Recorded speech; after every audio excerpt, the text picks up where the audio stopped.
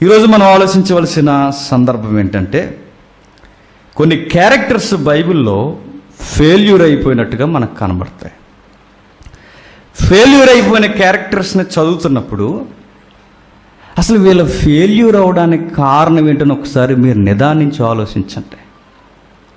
ఆ నిదానించి ఆలోచిస్తున్నప్పుడు మీకు అర్థం కావాలి. ఏమని నేను రేట్ చేస్తాను, మీరు ఆలోచించండి. అంత ఆలోచిస్తే మేము ఎక్కడెందుకు ఉంటామనియా, మేము కూడా ఎక్కడ ఉంది కదా అనుకో. ఎప్పుడు గుర్తుపెట్టుకోండి, ఇక్కడ నిలబడ్డవాడు ఎవడో పోటుగాడుగాడు, కూర్చున్నవారు ఎవరు అసమర్థులు గారు. మీరు చదవరు, చెప్పేవారు చదువుతారు, అంతే. ఇద్దరికి ఒకటే వాగ్దాన ఫలం.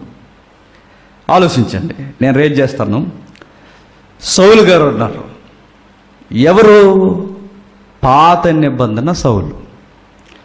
సౌలు గారిని దేవుడు ఎలాంటి టైంలో ఇజ్రాయేల్ దేశానికి రాజు అవడానికి తీసుకొచ్చాడు.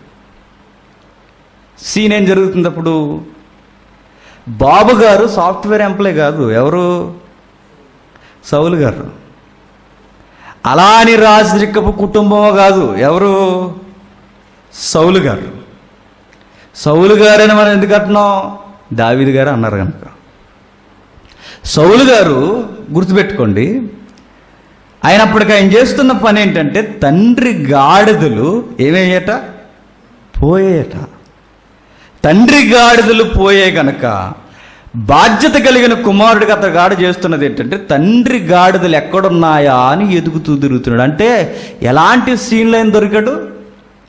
తండ్రి గాడిదలను పట్టుకోవడానికి. అలాంటి టైంలో దేవుని కృప చేత ఆయనకు దొరికిన పెద్ద వరం ఏంటంటే, ఇశ్రాయేలు దేశానికి రాజు అవ్వబోతున్నాడు. గమనించండి, ఇది బిగ్గెస్ట్ బ్లెస్సింగా కాదా? బాగా వినాలి. ఈ మధ్యకాలంలో బాగా వినండి. సాతాను క్రిస్టియానిటీ, క్రిస్టియన్ ఫ్యామిలీస్కి, క్రిస్టియన్ కల్చర్కి కప్పేసింది ఏంటంటే బ్లెస్సింగ్, బ్లెస్సింగ్, బ్లెస్సింగ్, బ్లెస్సింగ్. బ్లెస్సింగ్లో డేంజర్ జోన్ ఉందన్న సంగతి చాలా తక్కువ మందికి అర్థమవుతుంది. ఎక్కడ మీరు చూడండి, ఏం సభలండి ఇవి? దీవెన పండుగలు. ఇవేం సభలండి? ఆశీర్వాద పండుగలు. ఆయన ఏం మెసేజ్ చెప్తాడండి? దీవెన కొరకు. ఈవిడేం చెప్తాదండి? చెప్పండి. మీ ఆస్తులు 100 రెట్లు పెరుగును గాక, ఆమేన్ అంటామంటే. ఇవి తప్ప అంటే తప్పు కాదు.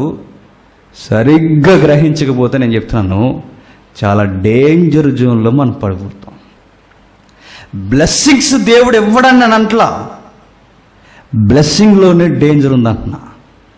ఇంకా క్వశ్చన్ రేట్ చేసే ముందు మరో క్వశ్చన్ మీకు వేస్తా. శాపం అనేది మనిషికి ఎట్లా వస్తుంది? శాపం అనేది మనిషికి ఎట్లా వస్తుంది? సాతాను వచ్చి దుర్మార్గుడా నశించుముగాక అండం. అడిగంత సీన్ లేదు, దేవుడు ఇవ్వలేదు. మన భారత మైథాలజీ ఏదైతే ఉందో, ఊహాజనికమైన పుక్కుట పురాణం కదా మన భారతదేశం. శాపాలు ఎట్లా వచ్చాయంట? ఇటువైపు దవ్వాల్సిన నుయ్య అటువైపు దవ్వాడట. ఏ నుయ్య? Septic tank. అక్కడ దవ్వాడట. ఎక్కడ?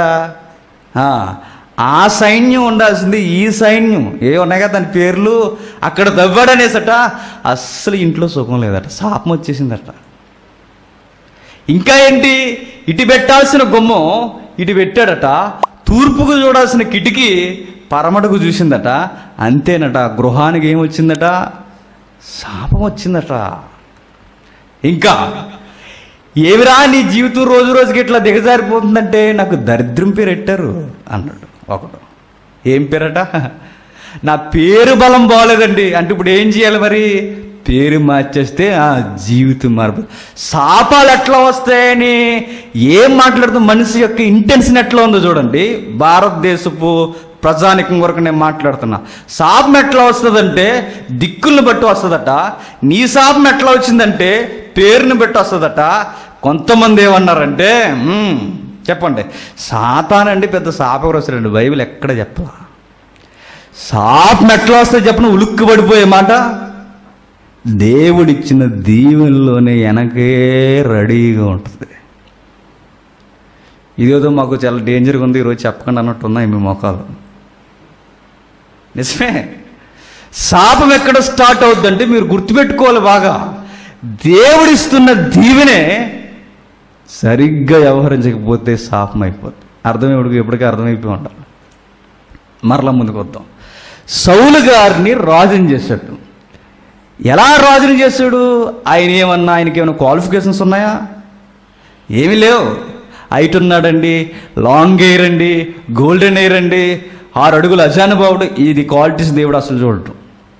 మరి ఎలా? ఒకే ఒక్క మాట, కృప చేత రాజుని చేశాడు. ఓకే, కృప చేత రాజుని చేసిన తర్వాత జరిగిన కార్యం ఏంటంటే, నెక్స్ట్ రాజుకి సిద్ధమవుతున్న దావీదును చూసి ఏమయ్యాడు? అసూయపడ్డాడు. అసూయపడ్డమే కాదు, అసూయ ఏం చేసిందంటే రోజు రోజుకి తినేసింది. అసూయ ఎంత డేంజర్ అంటే మనిషిని బతుకుండగా తినేసి భయంకరమైన క్యాన్సర్ అది. ఆ అసూయ ఏం చేసిందంటే సౌలుని ఆత్మహత్య చేసుకునేలా చేసింది. ఏవో పిచ్చి పిచ్చిగా వ్యవహరించేసేవాడు. గుర్తుపెట్టుకునే, ఎప్పుడైనా మనకు ఒక నచ్చలేదంటే ఇంకా ఆ సీన్లో మనం యాక్టింగ్ ఉంటుంది ఇంకా మామూలుగా ఉంటుంది. ఆ టైంలో ఎలా అయిపోతామంటే, ఇప్పుడు ఆయన డైరెక్ట్ అనలేక చేసే వ్యవహారం ఎలా ఉంటుందంటే, ఇంకేదో ఆ దావీదు మీద కోపం పెట్టుకుని అది చేసి ఇది చేసి కత్తి తట్టుకుని రెడీ అయిపోయి యుద్ధానికి పోయి ఏమైపోయాడు? అతను కొట్టేశాడు. కొట్టేసే సమయానికి వాళ్ళ చేతుల్లో ఓడిపోయే పరిస్థితులు వచ్చేసి ఆయన ఏం చేశాడు? తను తానే కత్తి దించుకొని చనిపోయే గొడ్డు పరిస్థితుల్లోనికి తెచ్చుకున్నాడు. ఇప్పుడు నేను అంటాను, ఇప్పుడు మనం హేతువాదబద్ధమైన ప్రశ్న వేసుకుంటాం, బ్లెస్సింగ్ మనకు అర్థం కావడానికి. ఏంటంటే, సౌలు ఇంత దారుణంగా చనిపోకుండా, అసూయపరుడుగా చనిపోకుండా, క్యారెక్టర్ లేని వ్యక్తిగా చరిత్రలో మిగిలిపోకుండా ఉండాలి అంటే ఏం జరిగితే బాగుండు? ఒక్కసారి చెప్పండి అధ్యక్ష. ఏం బాగుంటుంది?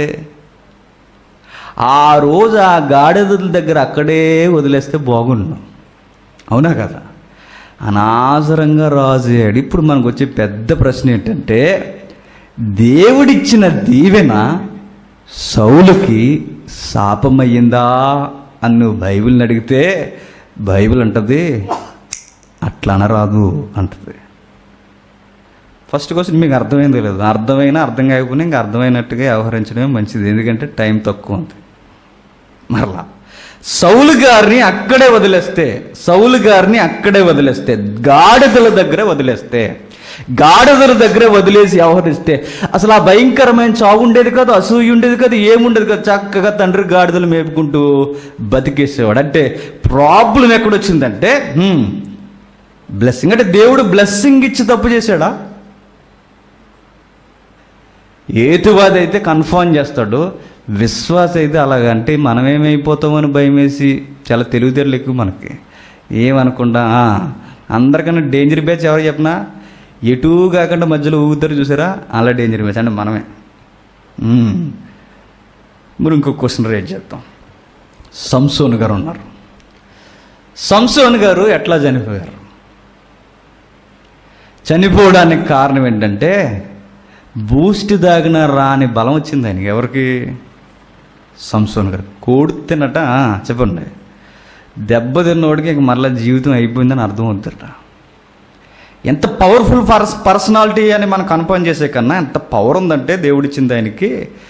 పచ్చి దవడ ఎముక తీసుకుని ఎంతమందిని కొట్టాడట? ఎంతమంది? 1000 మందిని కొట్టాడట. పచ్చి దవడ ఎముక. కత్తుంటేనే ముగ్గురిని మనం బెదిరించలేం. ముగ్గురు ఎందుకు అధ్యక్ష? మనకి ఎంతమంది చాలు? ఒక్కడు.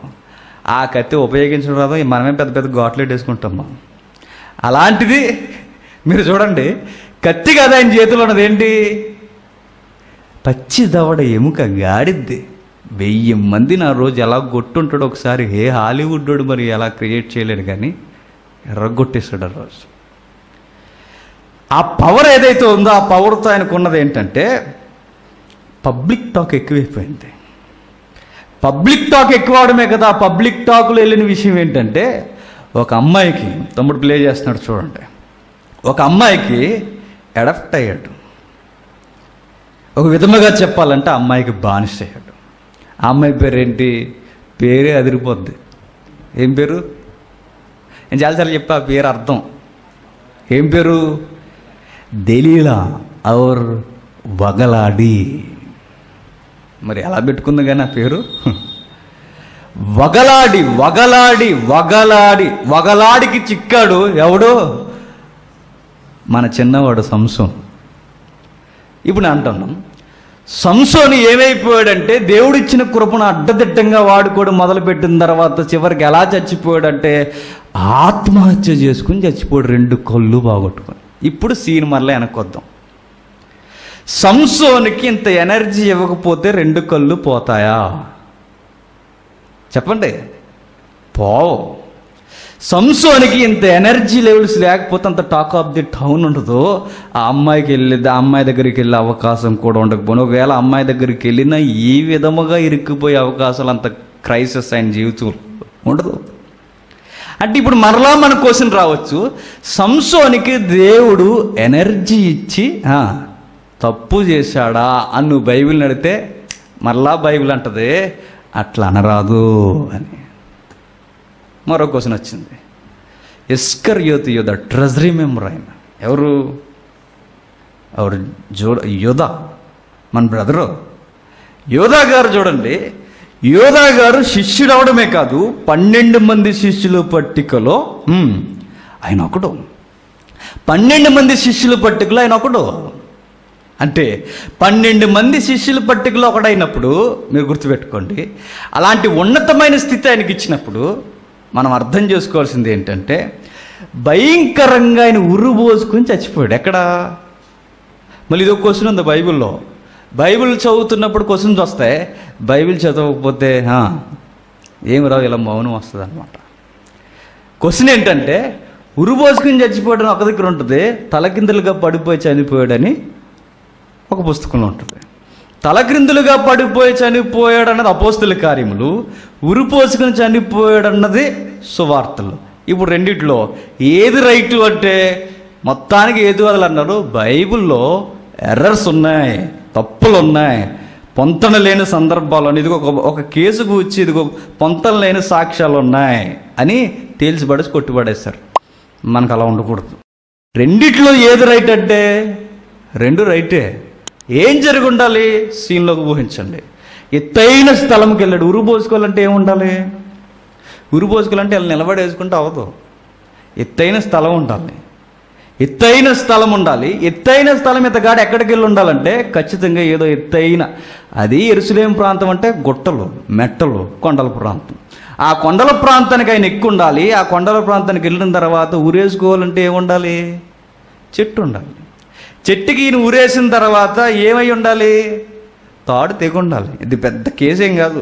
తాడు తెగితే ఏమై ఉండాలి? కింద పడి ఉండాలి. పడితే ఏమై ఉండాలి? నడుము 2 ఇరిగిపోయి చనిపోయి ఉండాలి. ఇది కేసు. ఓకే, ఇప్పుడు మరలా మనం ముందుకు వద్దాం. ఇస్కరియోతు యోధ జీవితం అలా భయంకరంగా ముగిసిపోకుండా ఉండాలి అంటే మరలా క్వశ్చన్స్, ఏమై ఉండకపోతే బాగుండు? యేసుక్రీస్తుకి ఫాలోవర్ అవ్వకుండా ఉంటే బాగుండు. అదేనా ఇప్పుడు నాణ్యమైన ప్రశ్నలు, న్యాయమైన ప్రశ్నలు మనకి వచ్చేవి సహజంగా. ఆయనకి యేసుక్రీస్తు శిష్యుడు అవడమే కాదు, 12 మందిలో ఒకడవడం ప్రాబ్లం అయింది. 12 మందిలో ఒకడవడం ప్రాబ్లమే కాదు, మరొక ప్రాబ్లం ఏంటంటే ట్రెజరీ మెంబర్ అవడం ప్రాబ్లం అయింది. ట్రెజరీ మెంబర్ అవడం ప్రాబ్లం ఎందుకంటే హిస్టరీ ఏం చెప్తుందంటే యోధా చరిత్ర, అతనికి జోదం బాగా అలవాటు. మరి డబ్బంతా ఏం చేసేవాడు? ఇలాంటి అడిగి తగలెట్టేవాడేమో. అలాంటివన్నీ అలవాట్లు ఉన్నాయి కనుక ఆ అలవాట్లకి ఇది పైగా ట్రెజరీ మెంబర్ అయ్యాడు కనుక ప్రాబ్లం వచ్చింది, చచ్చిపోయాడు. ఇప్పుడు అనుకోవచ్చు యేసుక్రీస్తుకి శిష్యుడు అవ్వకుండా ఉంటే బాగుండు అని నువ్వు బైబిల్ని అడిగితే బైబిల్ ఏమంటుంది? అట్లా అనరాదు అంటుంది. మీరు ఈ క్యారెక్టర్ అన్నింటిని చూడండి, ఇవి పడిపోయిన క్యారెక్టర్స్ ఇవన్నీ. ఇప్పుడు మీరు కామన్గా సన్నటి తీగ మిస్ అవ్వనది ఏంటంటే వారికి బ్లెస్సింగే ఏమైంది? డేంజర్ అయ్యింది.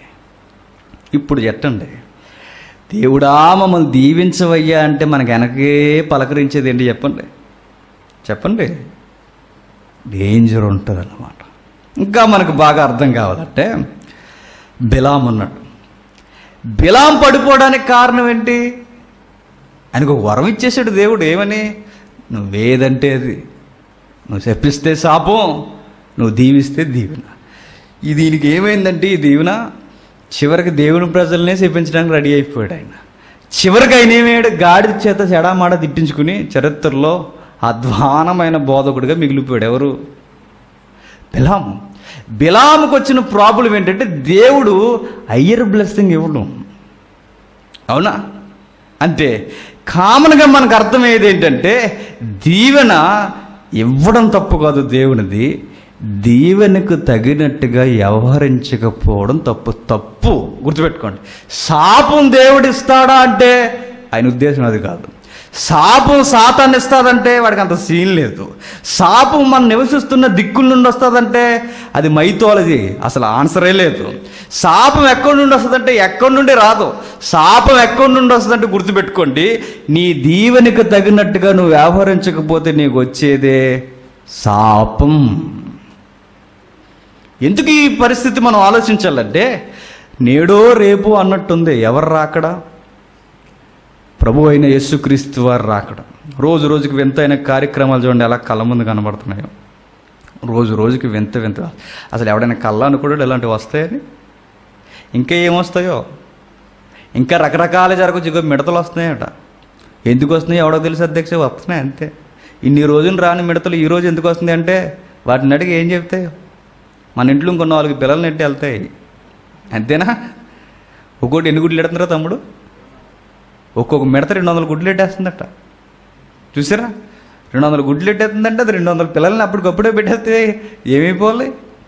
భోజనం కలిపిన అందులోకి వస్తుంది. కచ్చిపు తీసుకుని తుడుచుకున్నామన్నా అందులో ఉంటుంది. ఏంటిది? మిడత. ఇవన్నీ ఎందుకు జరుగుతుందంటే మనకేం అర్థం అవ్వదు. ఒకటి మాత్రం మనకు అర్థం కావాలి, పరిస్థితులు చేదాటిపోతున్నాయి అన్నది. ఇంకా ఏముంది, ఇంకేం జరగచ్చు ఏమో మనకు తెలియదు. ఇవన్నీ జరుగుతున్నప్పుడు మీరు గుర్తుపెట్టుకోండి, యేసుక్రీస్తు వారి యొక్క రాకడ గుర్తుపెట్టుకోండి సమీపమునే జరుగుతున్నట్టుగా మనకు అర్థమవుతుంది. ఆ పరిస్థితులు కనబడుతుంది. ఇప్పుడు గుర్తుపెట్టుకోండి, యేసుక్రీస్తు వారి రాకడ ఎందుకు జరుగుతుంది? బైబిల్ ఒకసారి మిమ్మల్ని క్వశ్చన్ చేశాను నేను. ఎందుకు జరుగుతుంది ఆయన రాకడ? మనల్ని పరలోకం తీసుకెళ్ళడానికి అది అప్పుడే జరగదు. మనకు తీసుకెళ్ళి కిరీటం పెట్టడానికి అది అప్పుడే జరగదు. మరి ఆయన రాక ఎందుకంటే ప్రతి వానికి వాని క్రియ చొప్పున ప్రతిఫలం ఇచ్చుటకు ఆయన మరలా రాబోతున్నాడు. ఇప్పుడు ఈ జోన్లో మీరు ఉండండి. ఆయన మరలా రాబోయేది ఎందుకంటే ప్రతి వానికి వాని క్రియ చొప్పున. క్రియను బట్టి స్టాండింగ్ ఉంటుందట. ఈ క్రియలో ఏమైతే ఉందో మీరు గుర్తుపెట్టుకోండి, మనం చేస్తున్న లైఫ్ అనేది రన్ అవుద్ది. ఈ లైఫ్లో ఏమవుద్దంటే దేవుడు బ్లెస్సింగ్ ఇస్తాడు అందరికీ. ఆ బ్లెస్సింగ్కి, ఆ దీవెనికి తగినట్టుగా మనం వ్యవహరించకపోతే ఆ రోజు మనం ముద్దాయిలుగా మిగిలిపోతాం. బైబిల్లో ఒక ఎగ్జాంపుల్ ఉంది, చూద్దాం ఒకసారి. మత్తయి సువార్త త్వరగా. మత్తయి సువార్త 25వ అధ్యాయం. మత్తయి సువార్త 25వ అధ్యాయం 14-15 వచనాలు. పరలోక రాజ్యము ఒక మనుష్యుడు దేశాంతరణకు ప్రయాణమై తన ఆస్తిని వారికి అప్పగించినట్లుండును. అతడు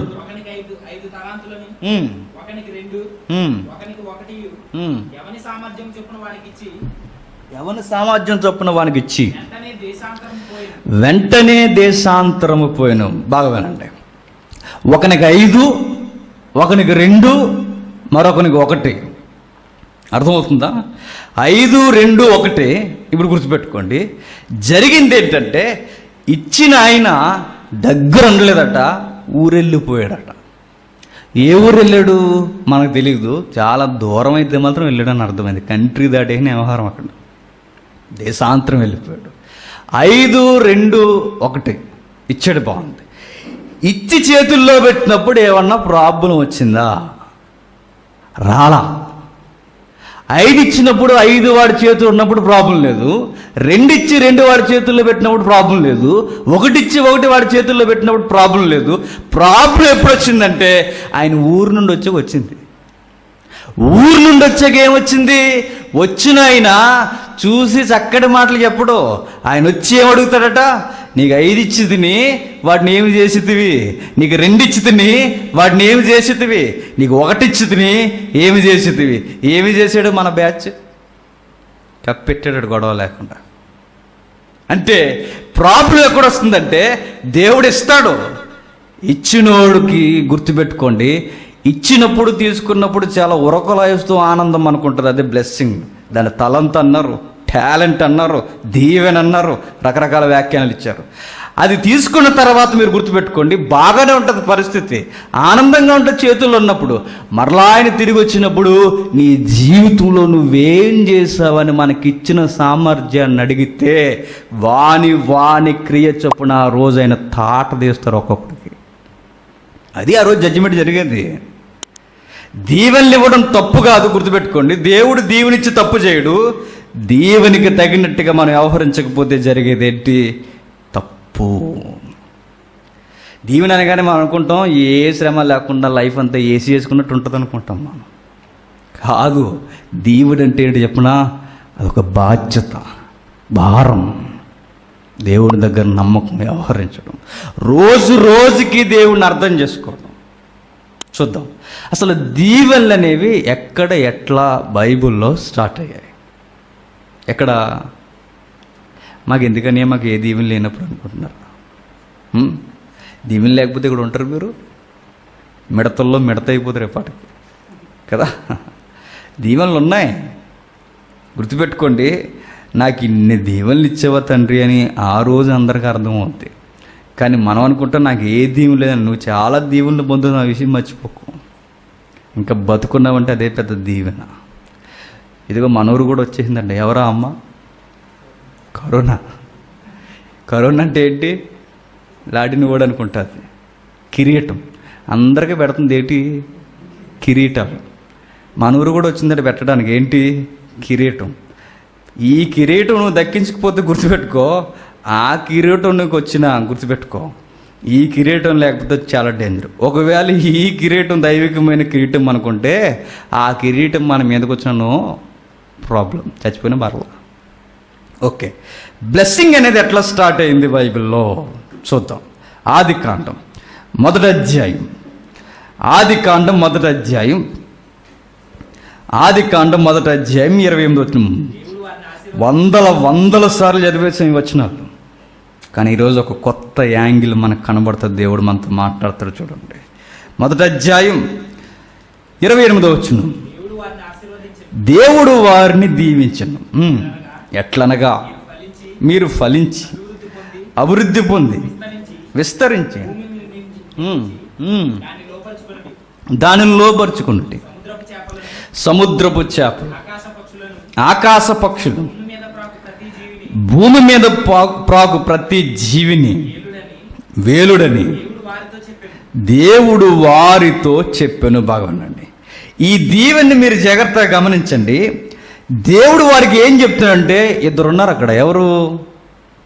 స్త్రీ, పురుషుడు. పేర్లేమి? ఆదాము, అవ్వ. వీళ్ళెవరు? మన పితరులు, మన జనకులు. అయితే దీవెనలో ఏం జరుగుతుందంటే, ఈ దీవెనలో బాధ్యత, భారం ఉంది. ఈ దీవెన ఇద్దరికి బాధ్యతలు ఇస్తున్నాడు. చూడండి, ఏమున్నాయి ఇద్దరికి బాధ్యతలు అక్కడ? మేము చాలాసార్లు చదివేశామే.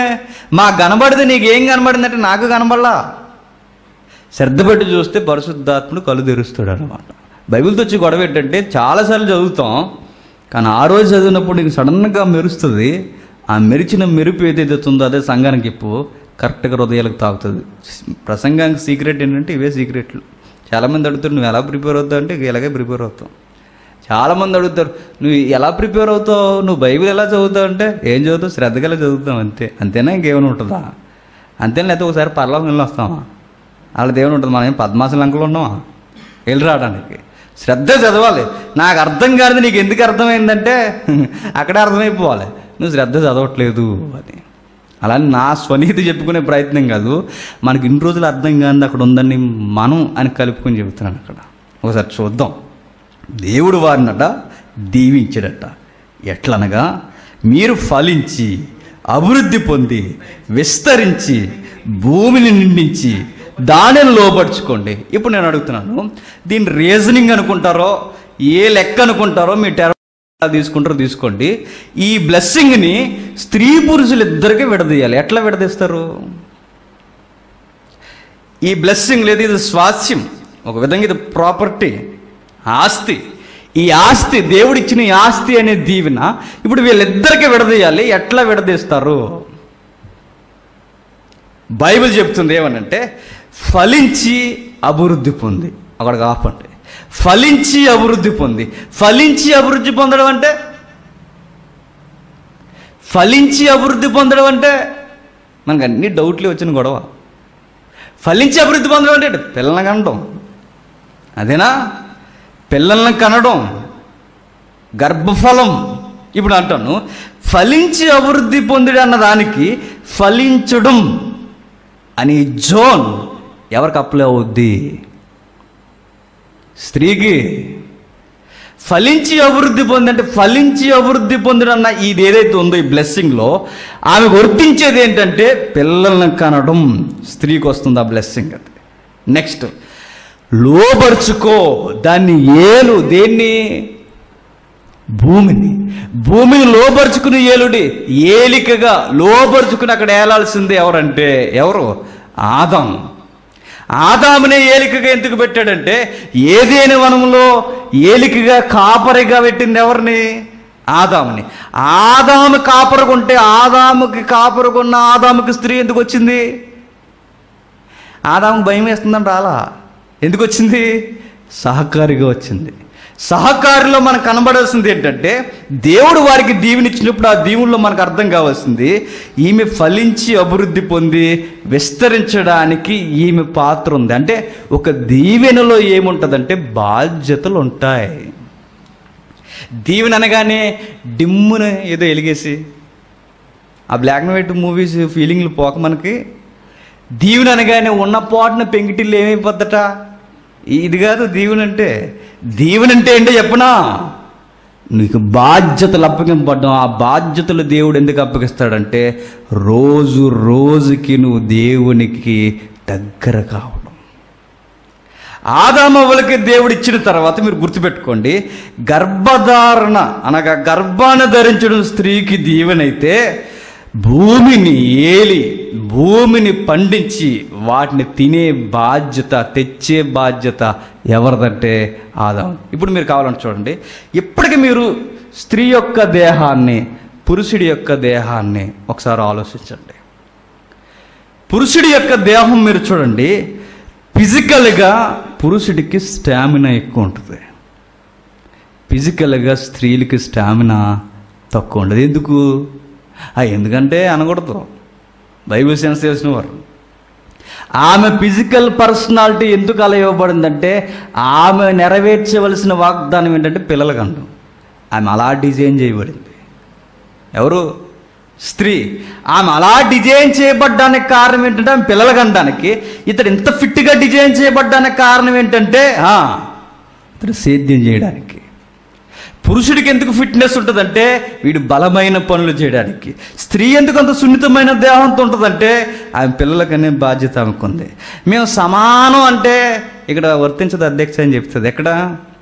ఇక్కడ అవ్వదు. మేము పరిగెడతాం, మేము చేస్తామంటే వాడు 10K వేస్తాడు. నువ్వు పురుషుడు గట్టి పరిగెడితే ప్రాక్టీస్ 10 కిలోమీటర్లు ఆక్కండా పరిగెట్టచ్చు. మనం పరిగణించేవారు 10 కిలోమీటర్లు ఆక్కండా 52 నిమిషాలకి గ్రేహౌండ్స్లో రావాలి. కరెక్ట్ ప్రాక్టీస్ ఉంటే 46-47 నిమిషాలకి వేసేయచ్చు. అలా వేస్తేనే పాస్ అవుతుంది. అయితే సాయంత్రం కానపీన సోనన్నాయి పెట్రోల్ మళ్ళీ కొండెక్కేసేయడమే. జరుగుతున్న పరిస్థితి అంటే మీరు చూడండి, పురుషుడితో సమానం. సాఫ్ట్వేర్ ఉద్యోగంగా కూర్చుని సమానం, పర్లేదు చేయగలవు అక్కడ. విమానంలో కూర్చుని చెయ్యొచ్చు, తప్పేం కాదు, చేయగలవు అక్కడ. ఇంకేమన్నా చెప్పండి. ఈ మధ్యకాలంలో బాక్సింగ్, లేడీతో లేడీ పర్లేదు చేయొచ్చు, అన్నీ ఉంటాయి. కొన్ని షరతులు మాత్రం వర్తిస్తే అక్కడ మాత్రం కుదరదు.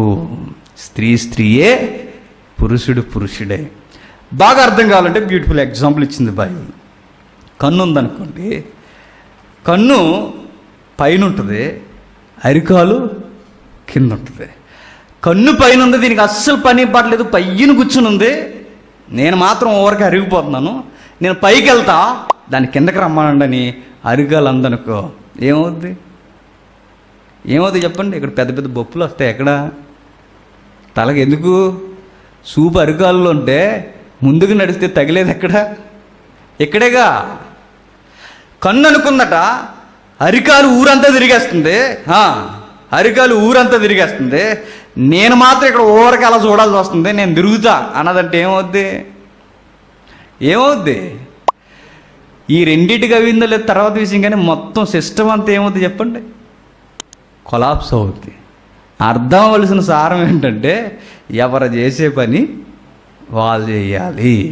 స్త్రీ పని స్త్రీకి ఉంది, పురుషుడి పని పురుషుడికి ఉంది.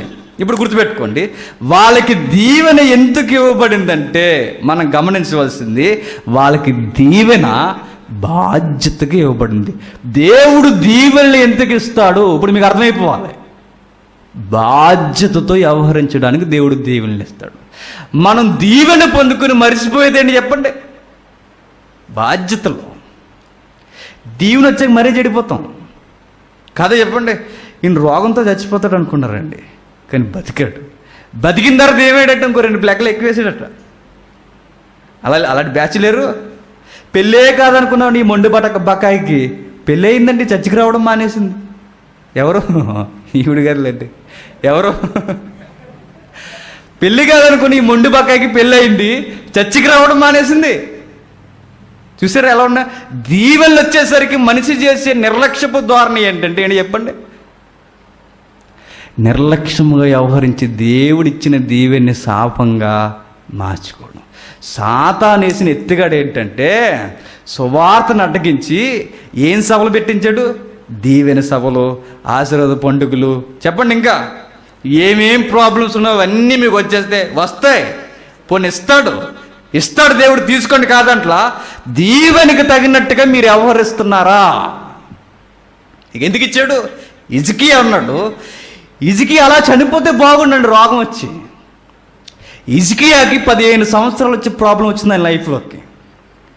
దేవుడు ఆ టైంకి చనిపోవాలనే కోరుకున్నాడు. హిజ్కియా గోజాడి ప్రార్థన చేసి, ప్రవక్తతో రిక్వెస్ట్ చేసి, లెటర్ రాయించుకుని, బట్టలు చింపుకుని, ఇవన్నీ వ్యవహారాలు చేసి పశ్చాత్తాపానికి లోనైపోయి దేవుని బతుకులాడుకుని రిక్వెస్ట్ పెట్టుకుంటే ఆయుష్ పెరిగిందట. ఎంత? 15 సంవత్సరాలు. పెరిగిన తర్వాత ఏమి ఎరగదీశారు హిజ్కియా గారు? ఏమి ఎరగదీశారంటే బబులోను సామ్రాజ్యాన్ని పిలిచి, ఆ వస్తువులు చూడండి, అవి చూడండి, ఇవి చూడండి అని యెరూషలేము టెంపుల్వి, ఆయన రాజ్యంలో ఉన్నవన్నీ బబులోను అపవిత్రమైన ప్రజానికానికి చూపించడమే కాదు, ఒక నీచమైన కొడుకుని అన్నాడు. ఎప్పుడు? ఆ 15 సంవత్సరాలే. ఆ 15 సంవత్సరాలు ఆయనకి పెరగకపోతే ఆ బబులోను సామ్రాజ్యాన్ని తీసుకొచ్చి యెరూషలేము మీదకి ఏం తీసుకురాడు చెప్పండి? ఇది దండయాత్రలు తీసుకురాడు. ఆ 15 సంవత్సరాలు పెంచకపోతే ఇలాంటి కొడుకుని కనడు. పెంచుకుని దీవెని తెచ్చుకుని ఆయన జీవితంలోకి తెచ్చుకున్నది ఏంటి చెప్పండి? శాపం తెచ్చుకున్నాడు. శాపం ఎక్కడి నుండి వస్తుంది అంటే ఈ సైన్యం నుంచి రాదు. చెప్పండి, శాపం పరమటి నుండి రాదు, శాపం తూర్పు నుండి రాదు, శాపం నీ పేర్లు మార్చుకుంటే అవ్వదు, శాపం ఎక్కడి నుండి రాదు, శనిగ్రహం నుండి అసలు రాదు. ఎక్కడి నుండి వస్తుంది? నువ్వు దేవుని దగ్గర బ్లెస్సింగ్ పొందుకున్న తర్వాత దాన్ని తగ్గట్టుగా వ్యవహరించకపోతే మనకు వచ్చేది ఏంటి చెప్పండి? శాపం. బైబిల్లో దీవెనలు దేవుడు ఇస్తాడు, పీస్ ఇస్తానన్నాడు ఆయన, శాంతి ఇస్తానన్నాడు. శాంతి ఇస్తానన్న ఆయన వాగ్దానపు యూనివర్సల్ వాగ్దానంలో ఒక మాట అన్నాడు, సుపరిచితమైన మాట. చూద్దాం ఒకసారి. మత్తయి సువార్త, త్వరగా మత్తయి సువార్త 11వ అధ్యాయం.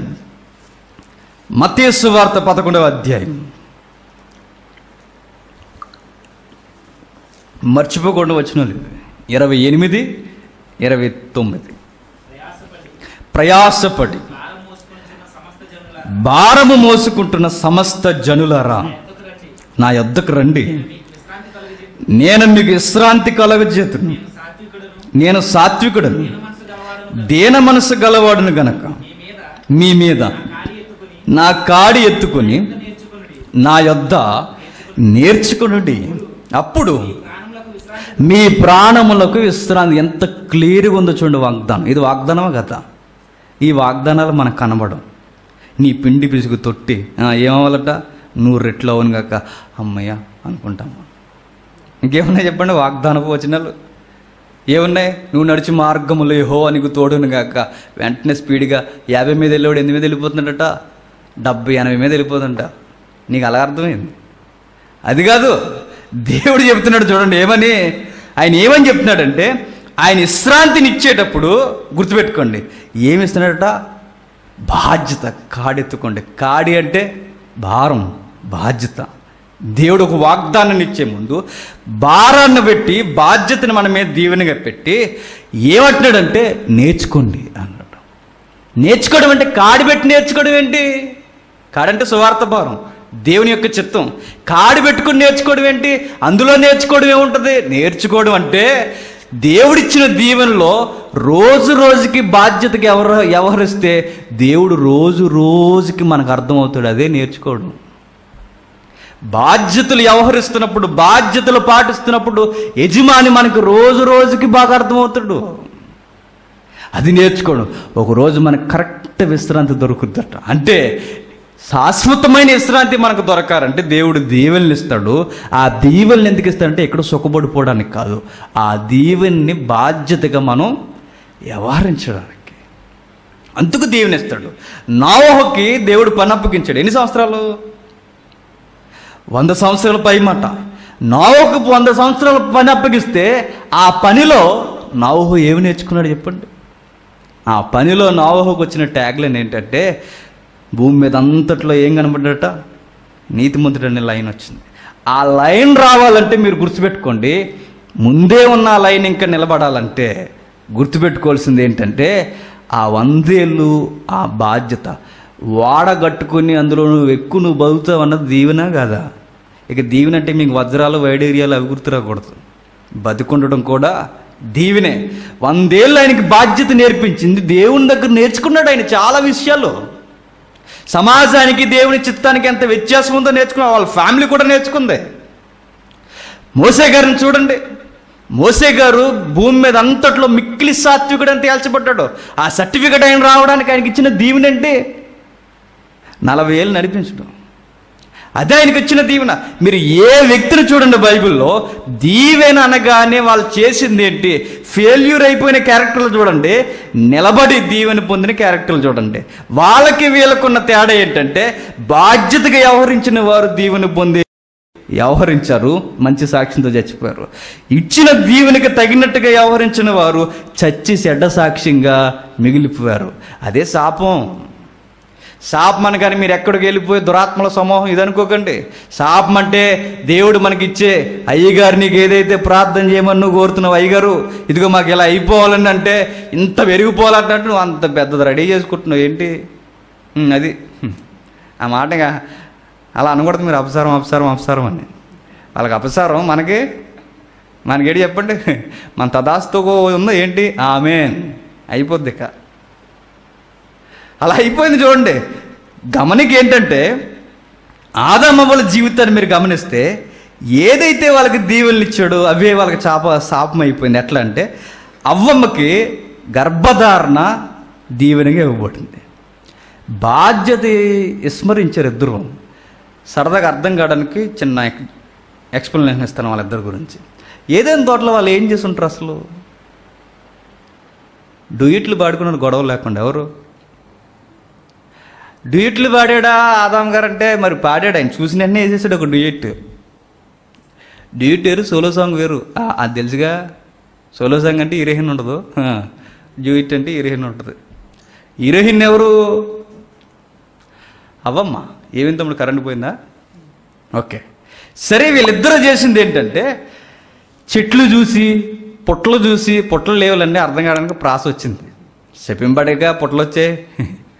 ఇవన్నీ చూసిన తర్వాత వాళ్ళు వ్యవహరించింది ఏంటంటే, బాధ్యత మర్చిపోయి వాళ్ళట తోటకి దేవుని పక్షాన రాయబారులుగా ఉండాల్సిన వీళ్ళు ఏమైపోయారు? యజమానులుగా ఉండాలనుకునే మోటివేషన్లోకి వెళ్ళిపోయారు. యజమానులుగా, మీరు యజమానులు అనే మోటివేషన్ ఇచ్చాడు ఎవడు? దుష్టుడు. ఎప్పుడైతే మీరు యజమానులనే మోటివేషన్ ఇచ్చాడో, యజమానులుగా వ్యవహరించాలనుకునేసరికి చెట్టు దగ్గరికి వెళ్ళి తీక్షణంగా చూస్తే ఏమనిపిస్తుంది? తినొద్దని చెడు చెప్తుందా? యజమానులనే ఫీలింగ్ వచ్చేసరికి తినేశారు. ఇప్పుడు మీరు చూడండి, గర్భం ఆమెకి దీవెనగా ఇవ్వబడితే గర్భం ఆమెకి ఏమైంది? శాపమైపోయింది. మిక్కిలి హెచ్చించెదను అన్నాడు. అప్పటి వరకు స్త్రీకి దీవెనగా శిశువులను కనడం ఆమెకు దీవెనగా ఇవ్వబడిన ఆ దీవెన మిక్కిలి బాధ అయిపోయింది. ఎవరికి? స్త్రీమూర్తికి. స్త్రీకి ఎట్లా జరిగితే పురుషునికి జరిగిందేంటి? ఆ భూమి దగ్గరికి వెళ్ళి నువ్వు అంత ఓవర్గా కష్టపడకపోయినా నువ్వు 10 బస్తాలంటే అది 100 బస్తాలు ఇవ్వడానికి రెడీగా ఉంది. ఎవరు? భూమే. అయినా అక్కడ ధాన్యం పండించుకునే వ్యవహారం లేదు. ఆ రోజులంతా ఫుడ్ ఏంటి చెప్పండి? డాక్టర్ గారు చెప్తారు కదా, మెను ఫ్రూట్స్. గమ్మత్తు ఏంటంటే ఆరోగ్యం ఉన్నప్పుడు తినంటే ఎవడు తినడు, అనారోగ్యం వచ్చిన తర్వాత అప్పుడు చెప్తారు ఏమని? ఫ్రూట్స్ తినండి అని. దేవుడు చెప్పింది మనకి ఏదవాక కాదు, కానీ డాక్టర్ గారు చెప్పినప్పుడు మనకి ఎంత భయభక్తులు, బాధ్యత. విశ్వ సంస్కృతి నుంచి ఒక్కసారిగా మత సంస్కృతిలోకి వచ్చేసినట్టు మారిపోతాం మనం. గమ్మత్తు ఏంటంటే ఆదాముకి ఏలికగా దేవుడు దీవెనగా ఉండవలసిన ఆదాముకి దేవునికి లోపడవలసిన భూమి ఏమైపోయింది? తిరగబడడం ప్రారంభించింది. మాట వినకపోవడం ప్రారంభమైంది. దీవెన ఏమైంది? శాపం ఎట్లా అవుతుందో చూడండి. శాపాలు ఎక్కడి నుండో వచ్చి మీద పడవు, మన చేతులతో మనం చేసుకున్నది మన నెత్తి మీదకి వచ్చి పడుద్ది. అది కరోనా అయినా, ఏదైనా, నీ కుటుంబ సమస్యలైనా మనం చేసుకున్నదే మన నెత్తి మీదకి వస్తుంది. దేవుడిచ్చిన దీవెనకి తగినట్టుగా వ్యవహరించకపోతేనే మనం శాపానికి గురవుతాం. ఇంకొకటి, నరుడు ఒంటరిగా ఉండటం మంచిది కాదు, వానికి సాటి అయినా సహాయం చేస్తా అన్నాడు దేవుడు. అంటే సహవాసాన్ని దీవెనగా ఇచ్చాడు వాళ్ళిద్దరికి. సహవాసం ఏమైంది? 2:17 బాగున్న ఈ సహవాసపు వచ్చును 3:16 వచ్చేసరికి ఏమైందంటే ఆమె అనుకుందట, ఇతగాడిని నేను ఎట్లయినా సరే జయించాలనుకుందట. అతగాడు అనుకున్నాడట, ఈమె ఎట్లయినా సరే ఈమెను నేను ఏలాలనుకున్నాడట. సహవాసం ఏమైంది? అపహాస్యం అయింది. చూసారా? దీవెన 3 పాయింట్లు వారి జీవితంలో. గర్భధారణ శాపం అయిపోయింది, భూమి తిరగబడ్డం ప్రారంభించింది, సహవాసం అపహాస్యం అయిపోయింది. ఒకరికొకరు ఏలుకోవాలనే ఏలుబాటులోకి వచ్చేసారు. చివరికి వాళ్ళకి మిగిలింది ఏంటంటే దీవెన శాపముగా మారిపోయింది. శాపాలు ఎక్కడి నుండి రావు గుర్తుపెట్టుకోండి. చివరిగా హెచ్చరికగా మనం నేర్చుకోవాల్సింది ఏంటంటే, బైబిల్కి అత్యధికమైన విరోధులు ఎవరు అంటే చెప్పండి, క్రైస్తవులు. ఎస్, క్రైస్తవులే బైబిల్కి ఎట్లా విరోధులు అవుతారంటే, మన కుటుంబాలు గుర్తుపెట్టుకోండి, మన కుటుంబాలు దేవుళ్ళలోకి వచ్చిన తర్వాత బాధ్యతగా వ్యవహరించకపోతే ఎవరు విరోధులు? బైబిల్కి విరోధులం మనమే. ఇంకా గమ్మత్తు ఏంటంటే, ఇంత పనిని జరిగించి ఇంత దీవెన ఇచ్చిన తర్వాత, ఇంత దీవెన దేవుడిచ్చి మన చేతుల్లో పెట్టిన తర్వాత సంఘం అనే పనిముట్టినని రెడీ చేశాడు. సంఘం అంటే ఏంటి అసలు చెప్పండి? సంఘం అంటే ఏంటి? చర్చ అనకూడదు. సంఘం అంటే ఏంటి? కొన్ని కుటుంబాల కలయిక, అది సంఘం. కుటుంబాల కలయిక సంఘం అయితే మీరు గమనించండి, ఈ కుటుంబాలన్నీ ఆది కుటుంబం ఎలా అయితే దీవెన శాపంగా మార్చుకుందో, ఈ రోజున్న క్రైస్తవ కుటుంబాలు కూడా దీవెని ఎట్లా మార్చుకుంటున్నాయి? శాపముగా మార్చుకుంటున్నాయి. సంఘం లోకాన్ని సరిదిద్దడానికి పనిముట్టుగా ఉండాలి. మీకు చరిత్ర గుర్తుందో లేదో, ఇప్పుడు చెప్పినట్టు గుర్తుంది. మత్తయి సువార్త ఎవరిన క్లాసుల్లో సొలొమోను గారు మందిరాన్ని కడుతున్నారు. సొలొమోను గారు మందిరాన్ని కడుతున్నప్పుడు, ఆ మందిరం కట్టబడుతున్నప్పుడు అక్కడ వాడబడిన పదజాలం మీకు గుర్తుందో లేదో ఒకసారి జ్ఞాపకం చేసుకోండి. అక్కడట అస్సలు సౌండ్స్ రాలేదట, నిశ్శబ్దముగా వర్క్ జరుగుతుందట. ఎక్కడ? మందిరం కడుతున్నప్పుడు నిశ్శబ్దముగా పని జరుగుతుంది. మందిరం కడుతున్నప్పుడు అసలు శబ్దాలే రాలేదట. ఏమర్థమవుతుంది అక్కడ? మనకి ఏమర్థమవుద్దో చెప్పండి. మనకి శబ్దం రాలేదని అర్థమవుద్ది అంతే. అదేనా అర్థమయ్యేది? అది కాదు అర్థం కావాల్సింది. శబ్దాలు ఎందుకు రాలేదు? మందిరాన్ని ఎట్లా కట్టారు? ఈ రోజున్న ఈ కాల్చి ఇటుకలతో కట్టారా? వాళ్ళు కట్టే మందిరాలు ఎట్లా ఉంటాయి? పెద్ద పెద్ద బండరాలు. మీకు అర్థం కావాలంటే ఇప్పుడు రైల్వే బ్రిడ్జిలు కానీ పెద్ద పెద్ద వేస్తున్నప్పుడు, ఇంకా ఏవైతే ఉన్నావో మన రైల్వే లైన్స్ కానీ హైవే లైన్స్ కానీ వేస్తున్నప్పుడు మీరు అక్కడ గమనించండి, పెద్ద క్రెయిన్తో పూత పూసిన పెద్ద సిమెంట్ దాన్ని తీసుకొచ్చి అలా పెడతారు. మెట్రో కన్స్ట్రక్షన్ జరుగుతున్నప్పుడు మీరు చూడండి. ఈ టెక్నాలజీ ఆ రోజుల్లోనే సొలొమోన్ గారి కాలంలో వాడారు. గుర్తుపెట్టుకోండి, సైన్స్ అనేది కళ్ళు తెరవకముందు. అంటే సొలొమోన్ గారు మందిరం కడుతున్నప్పుడు వీళ్ళు తెచ్చి అలంకరిస్తున్న రాళ్ళు అక్కడ చేయలేదట. ఎక్కడా? చరిత్ర అక్కడ చేయలేదట. ఎక్కడ? మందిరపు స్థలం దగ్గర చేయలేదట. ప్రతి ఒక్కరికి బాధ్యతగా మీ బాధ్యత ఇది, మీ బాధ్యత ఇది, మీ బాధ్యత ఇదని ప్రజలను కూలికి పెట్టుకోలేదు. కానీ కూలికి పెట్టిన ఒకవేళ వాళ్ళ బాధ్యతగాని ఇశ్రాయేలే వ్యవహరిస్తూ వాళ్ళు చేసింది ఏంటంటే వారి వారి స్థలాల్లో ఇంటి దగ్గర లేదా వారి సొంత స్థలాల్లో వారికి అప్పగింపబడిన దాన్ని చక్కగా డిజైన్ చేసి తెచ్చి మందిరం దగ్గర పెట్టేవారు. అందుకే మందిరం దగ్గర ఏం రాలేదు? సౌండ్ రాలేదట పని చేస్తున్నట్టు. మందిరం దగ్గర సౌండ్ వస్తే చాలా డిస్టర్బెన్స్. ఇప్పుడు ఇలా క్రొత్త నిబంధన సెన్స్లోకి రండి. ఈరోజు జరుగుతుంది ఏంటి చెప్పనా? మందిరంలో సౌండ్లు ఎక్కువైపోయాయి. ఏ సౌండ్లు? ఎక్కడ దిద్దుతామంటే మనం ఎక్కడ దిద్దుతాం చెప్పండి? కుటుంబాలను ఎక్కడ దిద్దుతున్నాం మనం చేసే పెద్ద మిస్టేక్ చెప్పండి. ఎక్కడికి వచ్చి సుత్తిచ్చి కొట్టి ఆ చెక్కలు అటు ఇటుగా దిద్ది, ఈ పని ఎక్కడ కాదు, ఫ్యామిలీ చేయాల్సింది ఎక్కడా? మీ ఇంటి దగ్గర మీ పిల్లల్ని, నీ భార్యని, నీ భర్తని నువ్వు చేయాల్సింది ఏంటంటే నువ్వు ఇంటి దగ్గర చక్కగా వారిని చెక్కుకొని మందిరానికి తీసుకొచ్చి సజీవమైన రాళ్ళుగా మీరు పేర్చబడాలి. మందిరంలో మీరు చేర్చబడాలి. ఎక్కడికి వచ్చి మనం చేసే పని అని చెప్పండి, ఎక్కడ చెక్కుకుంటాం. అందుకే బయటోడికి సంఘం ఎట్లా ఉందో చెప్పనా? ఎట్రా ఈ గోల, ఆ సౌండ్ ఎట్లా ఉంది చెప్పండి? గోలగా ఉంది. మనం చేసే మిస్టేక్ ఏంటంటే కుటుంబాలుగా దేవుడు దీవిస్తే ఆ దీవెన ఎందుకు ఇవ్వబడిందంటే సంఘం అనే దానికి మనం బాధ్యతగా వ్యవహరిస్తే, సంఘం యేసుక్రీస్తు చేతుల్లో పనిముట్టయితే ఈ పనిముట్టట సరిగ్గా బాధ్యతతో వ్యవహరించట్లేదట. వ్యవహరించకపోతే ఏమవుద్దని చూసిన ఇప్పటి వరకు? శాపం అవుద్ది. వ్యవహరించకపోతే ఏమవుద్దంటే శాపం అయిపోతుంది. పిల్లలను చూడండి, క్రైస్తవ పిల్లల్లా ఉన్నారా? క్రైస్తవ తల్లిదండ్రులా ఉన్నారా? ఇది అలా వస్తారు, అలా చూస్తారు. సంఘానికి వచ్చి అదొక రకమైన ఫీలింగ్ అనమాట. ఈరోజు మేము చర్చికి వెళ్ళిపోయాం కుటుంబ సమేతంగా. ఏమున్నది అక్కడ? ఇక్కడ చెక్కబడేది ఏముండదు, ఇంటికి వెళ్ళి చెక్కబడేది ఏముండదు. ఇది కాదు దేవునికి కావాల్సింది. నీకు పిల్లల్నిచ్చి, నీకు భార్యనిచ్చి, నీకు భర్తనిచ్చి, నేను దీవించి నీ కుటుంబాన్ని ఇచ్చి ఎందుకు ఇచ్చాడంటే వాళ్ళని చూసి మురిసిపోతామని కాదు. మరి ఎందుకు ఇచ్చాడు దేవుడు? వాళ్ళు చక్కగా చెక్కి సంఘంలో ఒక మంచి రాళ్ళుగా మనం వేరుస్తామని, సంఘానికి విలువైన స్తంభాలుగా వారిని మారుస్తామని. ఇది దీవెన, ఇంటిగా మనకి ఇవ్వబడిన దీవెన. యేసుక్రీస్తు వారిని గురించి మాట్లాడుతూ లేగలగా ఒక మాట అన్నాడు యేసుక్రీస్తు వారిని గురించి ప్రభు అయిన దేవుడు. ఏమని చూద్దాం ఒకసారి త్వరగా. మత్తయి సువార్త క్షమించండి, ముందు ఎఫెసీయులకు రాసిన పత్రిక 1వ అధ్యాయం. ఎఫెసీయులకు రాసిన పత్రిక 1వ అధ్యాయం 3-4 వచనాలు.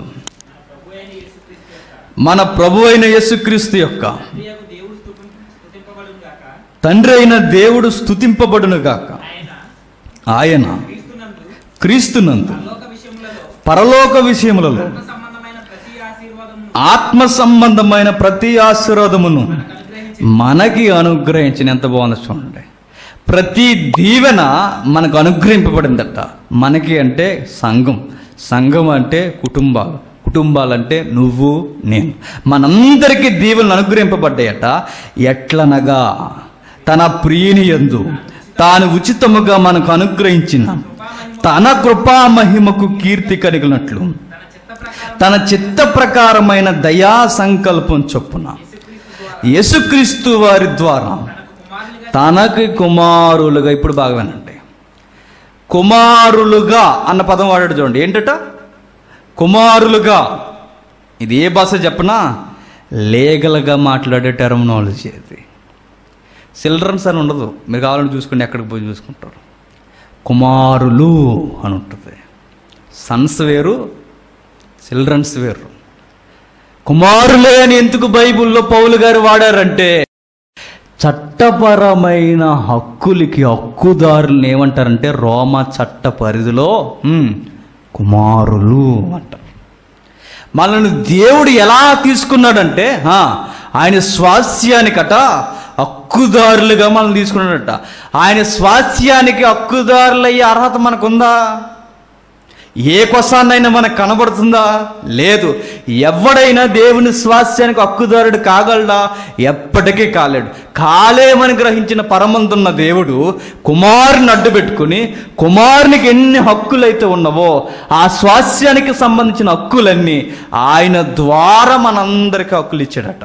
హక్కులు అనగానే స్వాస్యము, స్వాస్యము అనగానే దీవెన. ఈ దీవెనలు తెచ్చి మనకి మన చేతుల్లో పెట్టాడట. ఎందుకు మనకు పెట్టాడు ఈ దీవెనలు అంటే, ఆయనకి మహిమార్థముగా బతుకుతామని. ఇప్పుడు చెప్పండి, ఏ క్రిస్టియన్ ఫ్యామిలీ దేవునికి మహిమార్థంగా బతుకుతుంది? బతుకుతున్నాం మనం? ఏమీ లేదు మనకి. ఏమిటమ్మా నీ బాధ? ఎప్పుడు చూసినట్టే పిల్లకి పెళ్ళి అవుతలేదు, ఇది బాధ. ఆవిడకి నీ బాధ ఏంటయ్యా అంటే, మా వాడు నిరగ చదివించేసి అప్పులు పాలు చేసేవాడికి ఉద్యోగం రావట్లేదండి. మీ బాధ ఏంటంటే చెప్పండి, ఇంక లిస్ట్ ఉంది. మీ బాధ ఏంటంటే అనారోగ్య సమస్య. మీ బాధ ఏంటంటే ఇవే. అరే దేవుడు మమ్మల్ని బ్లెస్ చేసి ఇంకా బతికించు, మా ఫ్యామిలీ దేవునికి మహిమార్థంగా ఉండాలన్న సెన్స్ ఈరోజు క్రిస్టియన్ ఫ్యామిలీస్కి ఉందా? లేదు. దేవుడు నన్ను ఎందుకు నిలబెట్టుకున్నాడు యేసుక్రీస్తులు అంటే, ఆయనకి మహిమకరంగా నేను జీవించడానికి. అందుకే నన్ను బ్లెస్ చేశాడు. సిలువకు మించిన బ్లెస్సింగ్ ఇక క్రైస్తవుడికి ఏముందో చెప్పంటే, సిలువ త్యాగానికి కలవరగిరిలో చేసిన ఆ కార్యము కన్నా ఇంకా ఏముంది నాకు ఇచ్చే దీవెన? అంతకన్నా దీవెన ఇంకేం కావాలి? ఇంత దీవెన మనం ఆ కళ్ళ ముందుకు వచ్చినా మనకి ఇంకా పోలేదట. తెలుగు భాషలో సామెతలో గొంతమ్మ కోరికలు. ఇంకా పోలేదట. ఏం బాలేదు? ఇన్ని దీవెనలు మనకు దేవుడు ఇచ్చినా మనం అడుగుతాం ఏమని? ప్రభు ఎట్లయినా సరే నన్ను సీఎంని చేసే ప్రభు, ఎట్లయినా జగన్ గారికి కూడా మతిపోయేలా నాకు ప్రభు ఎట్లయినా నువ్వు చేయగలవు ప్రభు. గొర్రెల కాపుని రాజుని చేసిన దేవుడు నువ్వు, మళ్ళీ దేవుడికి షరతులు చూసారా? ఇలా చేసే ప్రభువా, నువ్వు ఎట్లయినా సరే ఆ అమ్మాయి మాత్రమే, చూసారా ఎంత అందంగా ఉందో ప్రభువా ఆ అమ్మాయి, నువ్వు చేయగలవు. ఎందుకంటే దేవుడు నువ్వు ఆయన పిల్లలకి జోసఫ్కి మంచి భార్యని ఇచ్చినాడు, నాకు ఇవ్వలేవా? నీ పరలోకం ఏమంటే చెప్పనా? ఒరే అవ్వా ఇలా అంటది పరలోకం మనల్ని చూసి. దైవికమైన వాక్యం మనల్ని చూసి ఏమిట్రా ఇంకెప్పుడురా మీకు అర్థమయ్యేదని దైవికమైన చట్టం నవ్వుకుని విచారిస్తుంది. వద్దు, బ్లెస్సింగ్లు అడిగే ముందు 70 సార్లు ఆలోచించండి. దేవుడు చేసేది ఏంటంటే మనల్ని అందరిని తీసుకొచ్చి క్రీస్తు రక్తం చేత కడిగి మనల్ని ఎందుకు నిలబెట్టాడంటే, క్రీస్తు చేతుల్లో సంఘం ఒక ఆయుధం. ఆయుధం ఎట్లా ఉండాలని దేవుడు అనుకుంటున్నాడంటే, ఎప్పుడు చదువుకున్న మాట, అంతటా అందరూ మారు మనసు పొంది రక్షణ పొంది దేవుని గుర్చిన జ్ఞాన విషయంలో అభివృద్ధి పొందాలట. దైవికమైన జ్ఞానం నాకు ఎట్లా వస్తుందంటే, ఆయన బాధ్యతని రోజు రోజుకి నేను మోస్తున్నప్పుడు ఆయన నాకు బాగా అర్థమవుతాడు.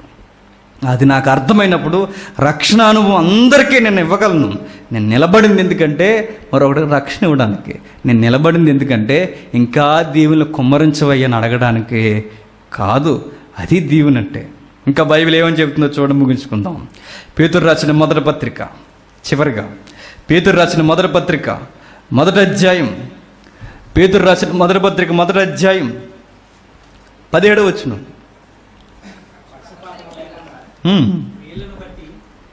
పక్షపాతము లేకుండా క్రియలను బట్టి ప్రతి వానిని తీర్పు తీర్చువాడు తండ్రి అని మీరు ఆయనకి ప్రార్థన చేయుచున్నాడు. ఏంటట? పక్షపాతము లేకుండా. చదువుతాము.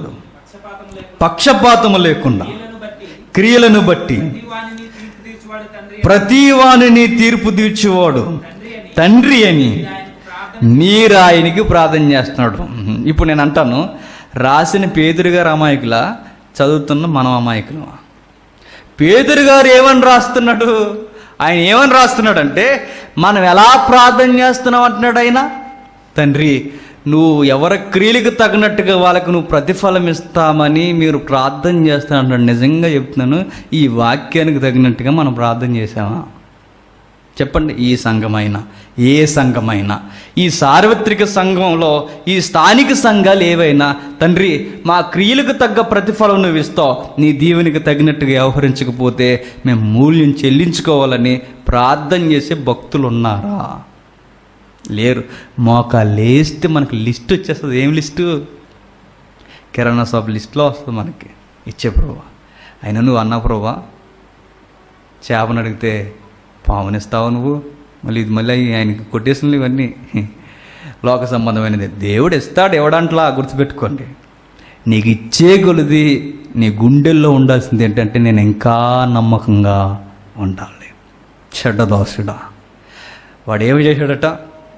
యజమాని వెళ్ళిపోయాడు, అక్కడ నుండి చూస్తాడా చేస్తాడా? జూమ్ మ్యాప్ కూడా లేదు. ఎవరు వాడు అనుకున్నాడు, చూస్తాడా చేస్తాడా, ఎక్కడికో వెళ్ళిపోయాడు అని. వీడు చేసే పని ఏంటట? ఇచ్చిన టాలెంట్స్ని, తలంతుల్ని ఆ యజమానికి నమ్మకంగా ఉండరంటే వాళ్ళకి భోజనం పెట్టకుండా వాళ్ళతో తైతెక్కలాడి వీడికి నచ్చినట్టుగా వ్యవహరించి, తాగేసి తిరిగేసి, వాడు ఇష్టం వచ్చినట్టు వ్యవహరించేసి, దేవుడిచ్చిన బాధ్యతలన్నీ విస్మరించి నిర్లక్ష్యంగా సోదిగా బతికేస్తుంటే, దేవుడు ఒక రోజు వచ్చి, యజమాని ఒక రోజు వచ్చి ఏం చేసేవారంటే, అప్పుడు మాత్రం ఉలికిపడిపోయి బిర్యానీ వండి అందరికి పెట్టేద్దాం అన్నాడట.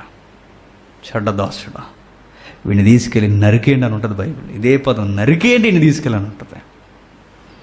ఈ క్రైసిస్లో, ఈ ప్రతికూల పరిస్థితుల్లో, ఈ ఇబ్బందికరమైన శ్రమల్లో మనం నేర్చుకోవాల్సింది, ఒకవేళ ప్రభు ఈరోజే వస్తే నీ బాధ్యతలో నువ్వు నమ్మకంగా ఉన్నావా? అది నా ప్రశ్న. ఈరోజే ప్రభు వస్తే, లేదా రేపే వస్తే, ఈ క్షణం ఈ మెసేజ్ అయ్యేలోపే వస్తే నీ బాధ్యత ఏంటి? సంఘంలో నువ్వు ఉన్నావు, నీ కుటుంబంలో నీవు ఉన్నావు, నీ జీవితంలో నువ్వు ఉన్నావు. ఉన్న నీవు ఏ బాధ్యతతో వ్యవహరిస్తున్నావు? ఇంకా ఏదో లేదని విచారిస్తున్నావా? ఇంకా ఏదో లేదని బాధపడుతున్నావా? ఇంకా ఎవరినో చూసి ఏడుస్తున్నావా? ఇంకా నీకు ఇచ్చిన బాధ్యతలు మర్చిపోయి సౌళ్ళ నాశనానికి నడుస్తున్నావా? ఇంకా నీకు ఇవ్వబడిన బాధ్యతలు మర్చిపోయి ఇస్కరియోతు యూదలా చచ్చిపోవడానికి రెడీ అవుతున్నావా? ఆత్మీయంగా అర్థమవుతుందా మనకు? చెప్పండి. నాకు ఇచ్చిన భారం ఎంతైతే ఉందో ఆ భారంలో నేను నమ్మకంగా వ్యవహరిస్తే దేవుడు నాకు సరి అయిన ఆ రోజు శాంతి అనేది నాకు అనుగ్రహిస్తాడు. ఎప్పుడు గుర్తుపెట్టుకోండి, నాకు ఇన్ని టాలెంట్స్ దేవుడు ఇచ్చాడంటే వాడిని చూసి మురిసిపోవడానికి కాదు, నేను మరింత నమ్మకంగా ఉండడానికి. దేవుడు బ్లెస్సింగ్ ఇవ్వడమే కాదు, సాతాను కూడా మన దగ్గరే పెడతాడు దేవుడు. సాతాను దూతగా పెట్టబడిందట ఎవరికి? పౌలు గారికి. తీసే ప్రభువా, తీసే ప్రభువా, తీసే ప్రభు, ఈ దూతేట ప్రభు, ఇది నన్ను హెచ్చిపోకుండా ఎలా చేస్తుందంటే అది కూడా నీకు బ్లెస్సింగే అన్నాడు. సమస్య కూడా మనకు దేవుడు ఎందుకు ఇస్తాడంటే, గుర్తుపెట్టుకోండి, నీ దీవెని మరింత బాధ్యతగా వ్యవహరిస్తాడు. ఒకవేళ పౌలు గారికి అది లేకపోతే అక్కడ వాడబడిన పదం ఏంటో తెలుసు, నువ్వు రెచ్చిపోతావు. వాడికి బాసుడు ఈరోజు రాస్తే అది ఎలా ఉంటే చెప్పి, నువ్వు రెచ్చిపోతావు. అంటే ఒక విధంగా నీకు ఎందుకుందంటే పౌలు గుర్తుపెట్టుకో, నీ బ్లెస్సింగ్లో నువ్వు బాధ్యతగా ఉండటానికే అది ఉంది. అలా ఉంచు, నా కృప నీకు చాలు అన్నాడు దేవుడు. మనకు బ్లెస్ చేసాడు, గుర్తుపెట్టుకోండి. అది ఏ విధంగా ఒకసారి మీరు ప్రశ్నించుకోండి. దావీదు గారు అన్నట్టుగా భోజనం చేసి పడకల మీదకి వెళ్ళి ఒకసారి ఆలోచించుకోండి, రెండు చేతులు వెనక పెట్టుకుని, దేవుడు నన్ను ఎలా దీవించాడు. దీవించడానికి కానీ మీరు ఆ సెన్స్ మర్చిపోండి. వజ్రాలు ఇచ్చాడా, వైడూర్యాలు ఇచ్చాడా, అవి కాదు.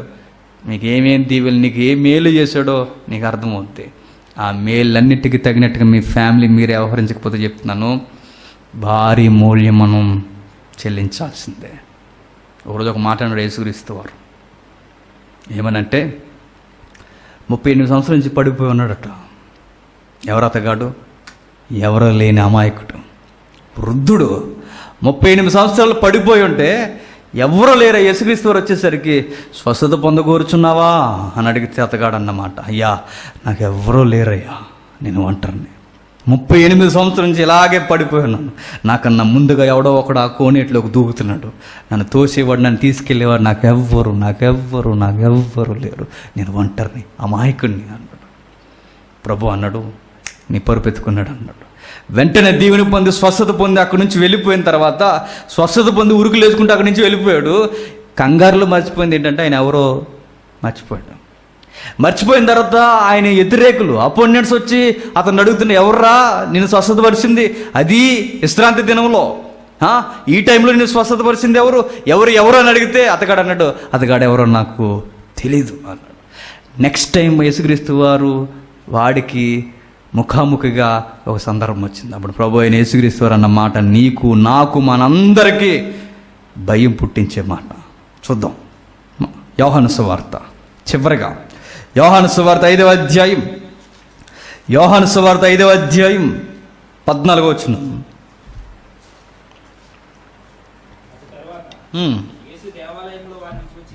యేసుక్రీస్తు వారు దేవాలయంలో స్వస్థత పొందిన వృద్ధుని చూసి, ఇదిగో స్వస్థత నొందితివి, మరి ఎక్కువ కీడు నీకు కలగకుండానట్లు ఇకను పాపము చేయకు. ఏంటట? ఇదిగో మేలు పొందితివి, ఇదిగో దీవెన పొందితివి, ఇదిగో స్వస్థత పొందితివి. నువ్వు మర్చిపోకూడదు ఏంటంటే దానికి తగ్గట్టుగా వ్యవహరించు, లేదా మరింత కీడు నీకు సంభవించిన అదే శాపం. మేలులు జరుగుతాయి, ఆ మేలుకు తగినట్టుగా మనం వ్యవహరించకపోతే ప్రభువే అన్నాడు అదే నీకు శాపం అవుతుంది అన్నాడు. ఆరోగ్యంతో ఉన్నావా? ఆరోగ్యం ఆయన కొరకు ఉపయోగించు. ఆలోచనలు బాగున్నాయా? ఆ ఆలోచనలు ఆయన కొరకు ఉపయోగించు. మీ కుటుంబ వాతావరణం బాగుంది అన్ని కుటుంబాల కన్నా, మీ కుటుంబం అంతా కలిసి దేవుణ్ణి కీర్తించండి, అందుకే వ్యవహరించండి. సంఘంలో నీ పాత్ర మర్చిపోవద్దు, సంఘంలో నువ్వు వ్యవహరించే విధానాలు మర్చిపోవద్దు. ఎక్కడున్నా అక్కడ మనం మన బాధ్యతలు మర్చిపోకూడదు. ఇవే మనకి ఇచ్చిన దీవెనలు. ఆ దీవెనికి తగినట్టుగా మనం వ్యవహరించకపోతే మరింత కీడు మనకి సంభవించును. శాపం సాతానివ్వడు, శాపం ఏ దిక్కుల నుండి రాదు. శాపం గుర్తుపెట్టుకోండి, ఆకాశం నుంచి వచ్చి నెత్తి మీద పడదు. శాపం ఇవ్వబడిన దీవెనికి తగినట్టుగా వ్యవహరించకపోతే మనం చేసిందే మన నెత్తి మీదకి వచ్చి కూర్చుంటుంది, అదే నాశనం. జాగ్రత్త. దీవెని అడిగే ముందు 70 సార్లు ఆలోచించి అడగండి. ఉన్నదంతా చాలు ప్రభు అంటే హ్యాపీ, 60 సంవత్సరాలు అలా మూసుకుంటే అయిపోతుంది. ఇంకే ఇచ్చే ప్రభు అంటే నీకు ఎంత ఇచ్చాడో తిరిగి వచ్చిన ఆయన వాని క్రియ చొప్పున ప్రతి వానిని లెక్కడుగుతాడు. ఆయన వస్తాడు పక్కా, లేదా నువ్వైనా పక్కాగా వెళతావు. రెండిట్లో ఏది జరిగినా ఆ లెక్క సరిగ్గా అప్పగించకపోతే తెలంగాణ భాషలో డొక్క తీరేస్తాడు.